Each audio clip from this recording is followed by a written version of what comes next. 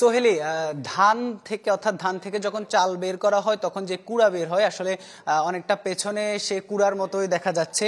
আসলে এগুলো কিন্তু চালের কুড়া না, কিন্তু এগুলো হলুদ এবং মরিচ। সে হলুদ মরিচের আসলে এই অবস্থা। এগুলোর সাথে মূলত রং মিশিয়ে তারপর সেগুলো বাজারজাত করা হয় এবং এখানে 7 কেজি রং জব্দ করা হয়েছে। যে 7 কেজি রং দিয়ে মনের পর মন কিন্তু এরকম হলুদ মরিচ আসলে উৎপাদন করা যায়। আমরা যদি আসলে যেগুলো জব্দ করা হয়েছে সেগুলো বাইরে রাখা হয়েছে, পাশাপাশি যে মরিচ দিয়ে হলুদ দিয়ে আসলে এই হলুদ মরিচের গুঁড়া তৈরি করা হচ্ছে সেগুলো আমরা যদি একটু দেখাই, যদি মরিচের চিত্রটি যদি একটু দেখেন, অর্থাৎ চট্টগ্রামে না, এই ধরনের পচা মরিচ আসলে কেউই আসলে খায় না। সে পচা মরিচগুলোই কিন্তু মূলত এখানে তারা সংগ্রহ করে এগুলো দিয়ে তারা এই সামনে যে রংগুলো রাখা আছে সে রংগুলো দিয়ে মিশিয়ে তারপর এগুলো বাজারজাত করা হচ্ছে। সামনে যেগুলো দেখছেন এগুলো প্রত্যেকটি কিন্তু আসলে রং। এই গুঁড়ার সাথে যখন মেশানো হয় তারপর কিন্তু আসলে বোঝার উপায় থাকে না যে এতটা নিম্নমানের, এতটা পচা দুর্গন্ধযুক্ত হলুদ মরিচ দিয়ে যে আসলে এই গুঁড়াগুলো তৈরি করা হয়েছে। সেগুলো কিন্তু বাজারে যাচ্ছে, নগরীর বিভিন্ন জায়গায় যাচ্ছে।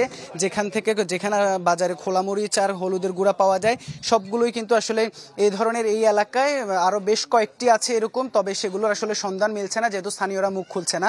আমরা এখানে ভোক্তা অধিকার সংরক্ষণ অধিদপ্তরের যারা অভিযান পরিচালনা করছেন তারাও কিন্তু স্থানীয়দের সহায়তা চাচ্ছেন, কিন্তু স্থানীয়রা আসলে মুখ খুলছেন না। আমরা উপপরিচালকের সাথে কথা বলবো, আপনার কাছ থেকে যদি একটু জানার চেষ্টা করি। আসলে আপনারা বলছেন এখানে আরো বেশ কিছু আছে, কতদিন যাবত আসলে এগুলো চলছে আর এই অনৈতিকতা আসলে কি বলবেন? যে আমার মনে হয় যে দীর্ঘদিন ধরেই করছে, হয়তো 3-4 বছর ধরেই এই প্রতিষ্ঠানটা এখানে বিরাজমান আছে এবং ওনার এস্টাবলিশমেন্ট দেখি সেটাই মনে হচ্ছে। আসলে এটা একেবারে ওনার এখানে কোনো রঙই উনি কোনো মরিচই উনি ভালো উৎপাদন করছেন না। যতটুকু উৎপাদন করেন সবটুকুই আসলে এই রং মিশ্রিত ভেজাল মরিচ। তো আমরা যখন এখানে আসি তখন উনি আসলে দৌড়ে পালিয়ে গিয়েছেন।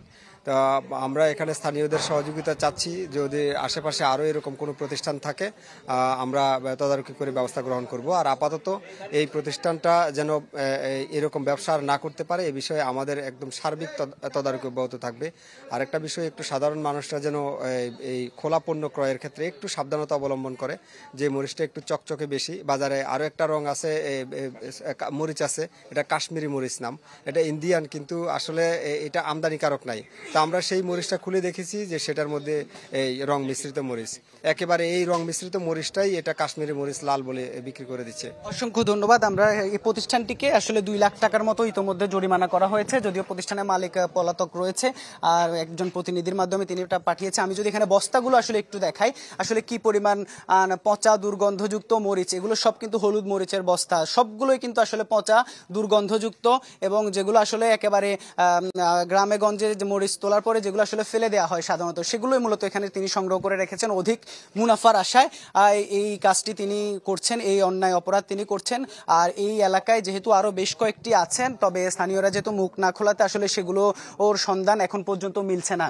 আর যেমনটি বলছিলাম, আসলে মনের পর মন, টনের পর টন কিন্তু আসলে এই রং দিয়ে হলুদ মরিচ তৈরি করা যাবে। যে হলুদ মরিচ দেখলে আপনি বোঝার উপায় থাকবে না এই হলুদ মরিচের রং মেশানো, এটি এতটা নিম্নমানের, এটি এতটা দুর্গন্ধযুক্ত।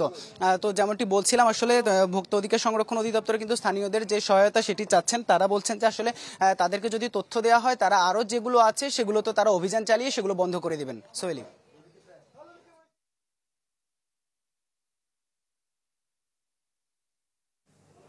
ধন্যবাদ আপনাকে। দর্শক, ভোক্তা অধিকারের অভিযান চলছে চট্টগ্রামের চাক্তাই রাজাখালী এলাকায় মরিচের বিলে। সেই বিষয়টি নিয়ে বিস্তারিত জানাচ্ছিলেন সহকর্মী ইবেন মীর।